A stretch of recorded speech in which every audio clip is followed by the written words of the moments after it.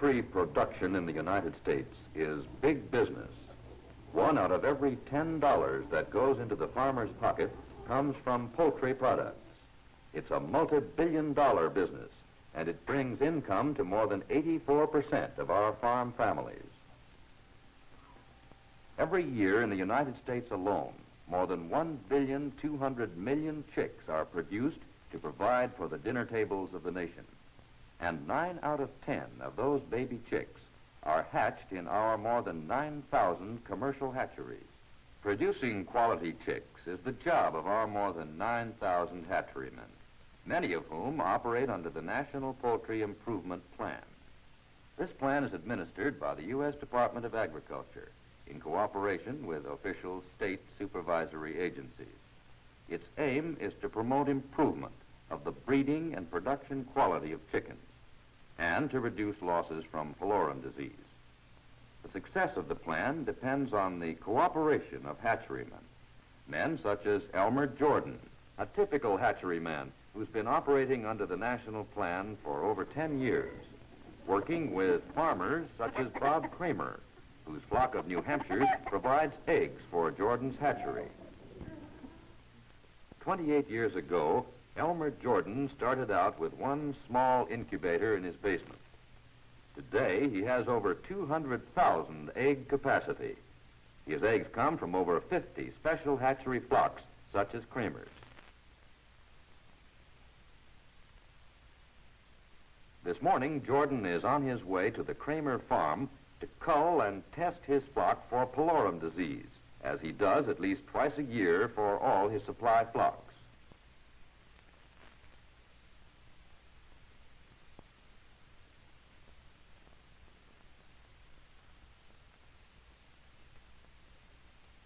Kramer's kept his birds penned up this morning because he knew Jordan was coming out to work his flock.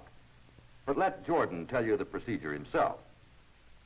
At each farm, we change to clean overalls because we know that pullorum and other poultry diseases can be easily carried from farm to farm. And we use our own portable testing equipment, which is carefully cleaned and disinfected after each visit. This is the kind of setup we use for the rapid pullorum test. It's a simple folding table with leg restrainers that swings around as we work through from flock selecting to the test and then to leg banding. Selecting the birds myself gives me a chance to handle every bird in my hatchery supply flock. Those which don't measure up are placed in a crate for the market. We like this method of procedure because it's easy on the birds and lets us cover a lot of ground in a sort of assembly line operation. To a trained pullorum testing agent, the rapid pullorum test is fairly simple. It takes only a couple of minutes to complete the test for each bird. When a bird passes the test, we put on an official leg band for identification.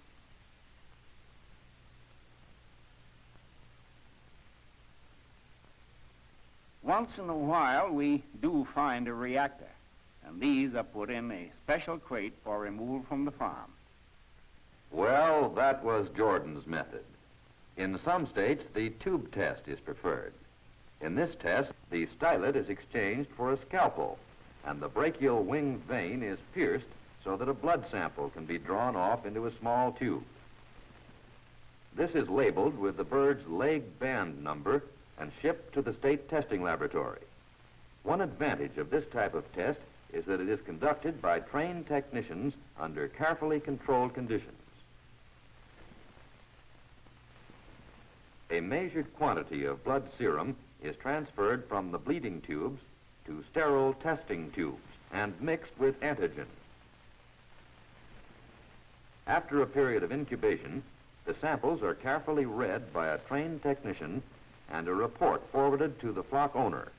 But to get back to Jordan's method, in our own rapid test, we of course get the results immediately, and the reactors can be removed from the farm without delay. While the portable equipment is disinfected, I make out an official report, a copy for Kramer, one for my files, and one for the state office. This flock selecting and pullorum testing report is important to me and to Kramer too. I have to keep track of 50 flocks, Complete records on each flock is the only way it can be done efficiently. Under the national plan, all reactors to the Polorum test must be removed from the farm. By taking the culls and reactors to the market in my own truck, my flock owners get a free service, and I make sure that the birds are off the place. Before working another flock, I clean my truck. Yes, a sound hatchery program requires constant attention on the part of both flock owner and hatcheryman. To help them out, state inspectors of the national plan regularly spot check their flocks to make sure they're measuring up to the high standards of the program. Today, accompanied by Jordan, the state inspector has come to inspect Kramer's flock. Under the plan, at least 15% of the supply flocks of every hatchery must be checked by a state inspector. It pays to check and recheck birds because quality chicks can come only from good supply flocks. The inspector handles a few of the birds to determine whether the flock is up to standard. Here is a good male bird.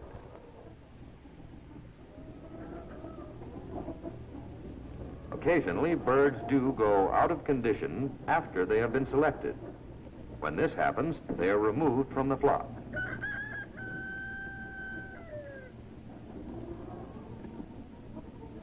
As part of his routine check, the state inspector runs a few rapid Polorum tests. It's a check on the original testing work and on possible reinfection.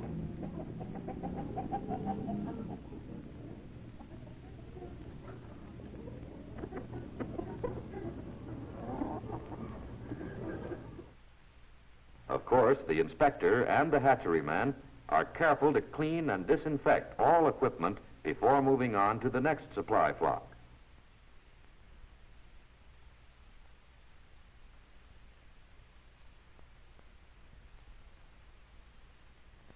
These periodic inspections and general exchange of information between the hatcheryman, the flock owner, and the state inspector play an important part in the job of producing quality chicks. Now, you may be surprised to see chicks coming into a hatchery, but Jordan buys pedigreed cockerels every year from an ROP breeder to build up his 5 key flocks. His other supply flocks are replaced each year with chicks from these key flocks. These particular cockerel chicks came from an ROP breeder, Frank Ellis, with whom Jordan's been dealing for years. This is Frank Ellis's ROP breeding farm. ROP stands for Record of Performance. It means trap nesting and pedigree breeding under official supervision. A hen must lay at least 200 eggs a year to qualify for ROP. Records of performance are kept by trap nesting.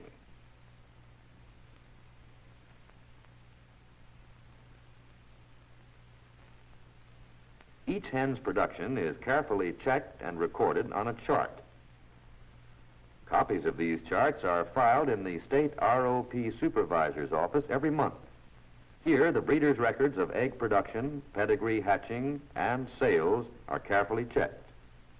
Certain special reports are forwarded to the National Plan Office in Washington. Here, permanent national records are recorded on punch cards. The cards are mechanically sorted into family groups, and a report showing the qualified birds by family is sent to each breeder.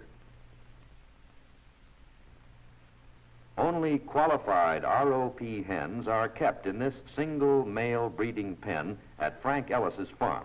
These hens are mated to one ROP male. The eggs of each hen are identified by number and kept separate in individual baskets during the hatch. In the air-conditioned cooling room, each egg is weighed individually and the weight recorded. The eggs must average at least 24 ounces to the dozen. The incubator room is off limits to everyone except Frank and his employees. Here are chicks from his best families. The ROP breeder makes his selections on a family basis.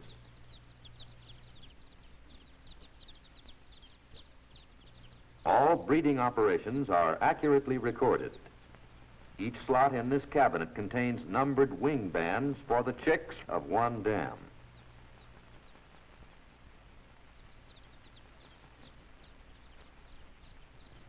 These blue bloods of the poultry world are individually wing banded for permanent identification and the wing band numbers recorded.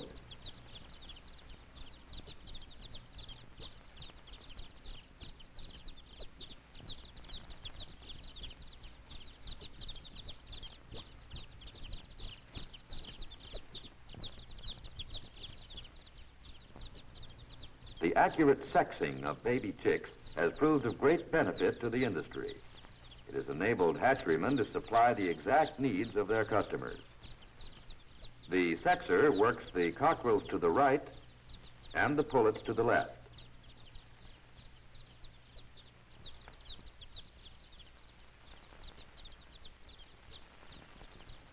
Frank Ellis keeps the pullets for his future breeding flocks and sells pedigreed cockerels to hatcherymen like Elmer Jordan who want to improve their key flocks.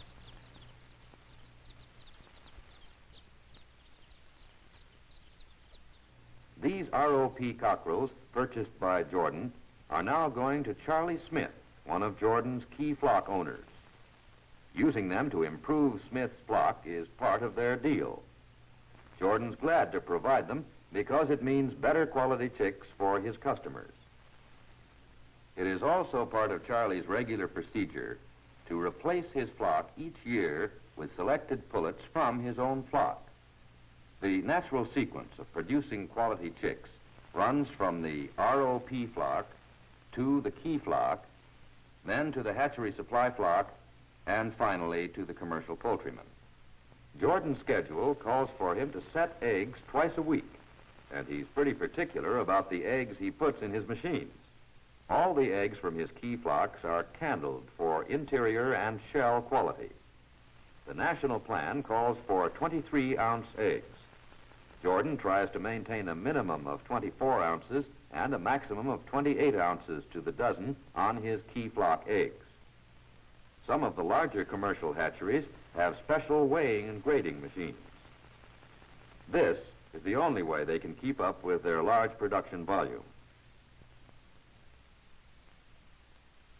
Every good hatcheryman checks his eggs for color, shell texture, and shape in addition to weight.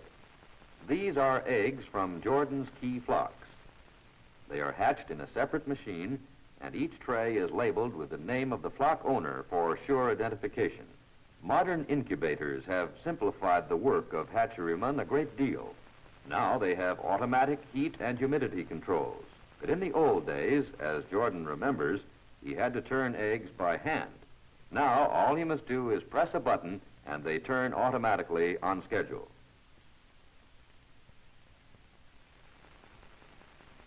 Jordan's also found that a good disease control program in the hatchery pays off in his operation.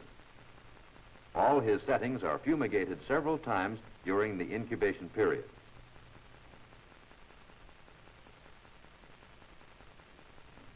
Jordan pulls chicks only once when the hatch is completed.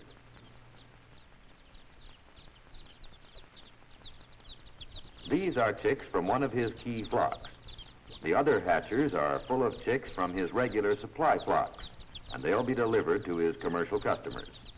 Jordan pays for his eggs on a hatchability basis, and this means more record keeping. The national hatchability average is around 70%.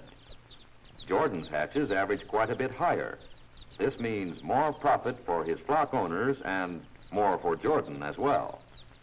Immediately after every hatch, Jordan carefully cleans the equipment and the incubator room. First, the trays are cleaned with a spinning steel brush. Then they are stacked and hosed down with live steam. Jordan's found that the best results are obtained by mixing a detergent with the water in the boiler. This combination of the cleansing agent and live steam does a good job for him. Quite a few big hatcheries clean their trays with an automatic washing machine that passes the trays through live steam. The trays are first scraped and then hung on a moving vertical belt. But let's watch Jordan do the cleanup job. In cleaning up my incubators, my men do a thorough job, vacuuming and wiping down.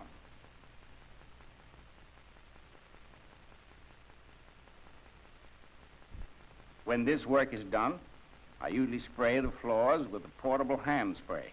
This keeps the dust down and disinfects at the same time.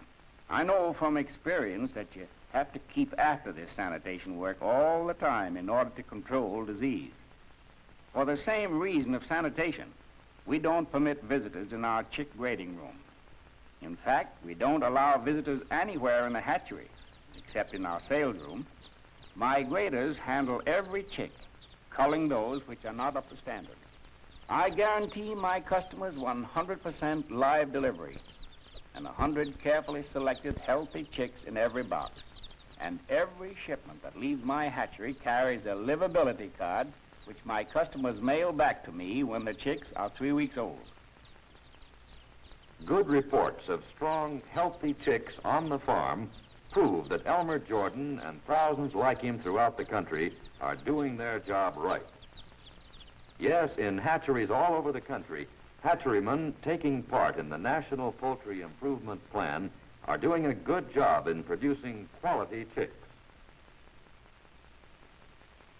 The breeders, the flock owners, the hatcherymen, the supervising agencies, all those participating in the national plan are working hard to ensure the production of quality chicks. From these supervised hatcheries all over the United States, millions of chicks are being sped annually to the farms of the nation. Quality chicks to produce quality poultry and eggs for the consumer and profit for the producer. The National Poultry Improvement Program, nationwide in its scope and in its benefits, means healthier chicks on the farm. These are today's chicks. Chicks with vigor that live and grow. Mature flocks that will produce.